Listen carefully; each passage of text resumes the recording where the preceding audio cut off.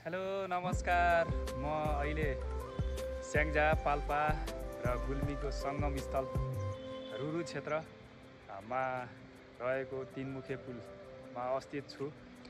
यहाँनिर चाहिँ अर्गली हुँदै घुमफिर गर्दै चाहिँ म एक्लै यहाँनिर चाहिँ यसो रिफ्रेस हुनको लागि चाहिँ अहिले तीनमुखे पुलमा चाहिँ भेड्किरहेको अवस्था छ। यो पछिल्लो समय आन्तरिक पर्यटकहरूको घुइँचो लागेको एउटा क्षेत्र पनि हो। एउटा पर्यटकहरूको आगमनसँगै यस क्षेत्र अलिकति चलायमान, आर्थिक रूपमा अलिकति सबल बनेको पनि हामीले पाउन सकिन्छ। यस पुल मार्फत चाहिँ तीनवटा जिल्लालाई एउटा आवत जावतको लागि चाहिँ सहजीकरण मात्र नभएर यहाँको प्राकृतिक सौन्दर्यता र कालीगण्डकीको महिमा बोकेको यस क्षेत्र र पवित्र धार्मिक स्थल चाहिँ रुरु क्षेत्रमा चाहिँ धेरै जसो पर्यटकहरू चाहिँ आउनुहुन्छ। एउटा धार्मिक दृष्टिकोणले पनि यहाँ धार्मिक आस्था बोकेको कारणले गर्दा पनि यहाँनिर आउनुहुन्छ र विभिन्न समयमा यस पवित्र स्थलमा चाहिँ हाम्रो विभिन्न मेलाहरू चाहिँ पर्वहरू चाहिँ लाग्ने गर्छ। त्यो किसिमले पनि यो क्षेत्र अत्यन्तै विशेष छ। आज म अलिकति यही सेरोफेरोमा चाहिँ भिजिट गर्ने किसिमबाट चाहिँ आइरहेको थिएँ। करिब 5 किलोमिटर जति चाहिँ यो मैले टक्लक्क यो क्षेत्रलाई देखेपछि मैले मन थाम्न सकिनँ र फेरि म चाहिँ यस क्षेत्रमा चाहिँ भेड्किएको छु।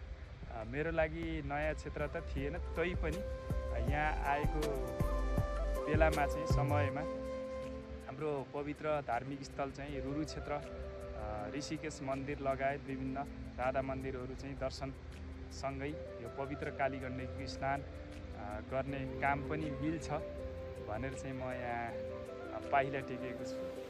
अत्यन्तै खुसी लागेको छ।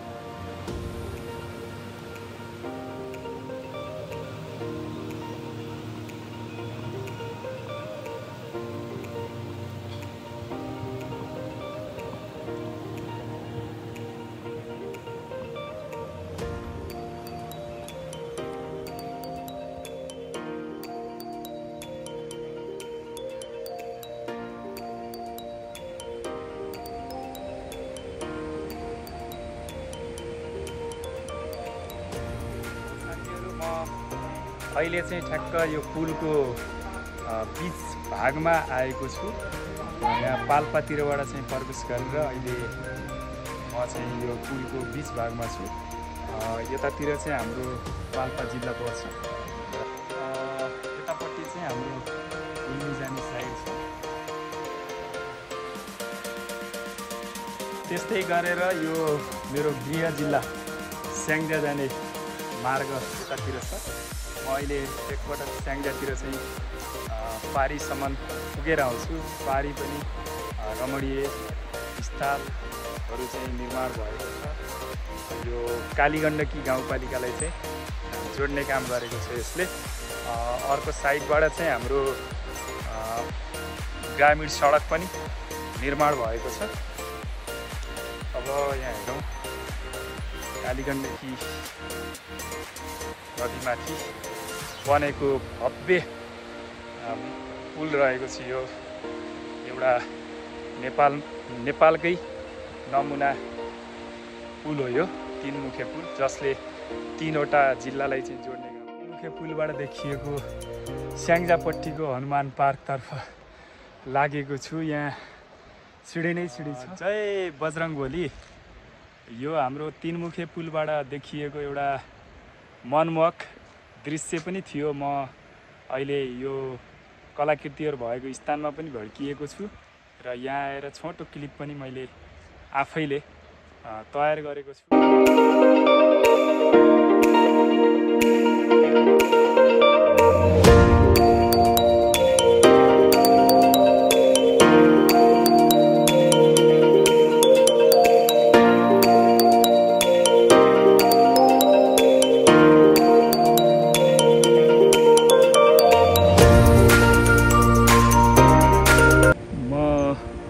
पृष्ठभूमिमा देखिएको पार्कबाट चाहिँ अहिले फर्किएको छु।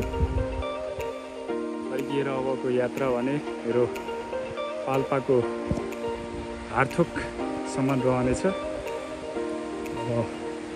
यात्रामा अगाडि बढ्दैछु।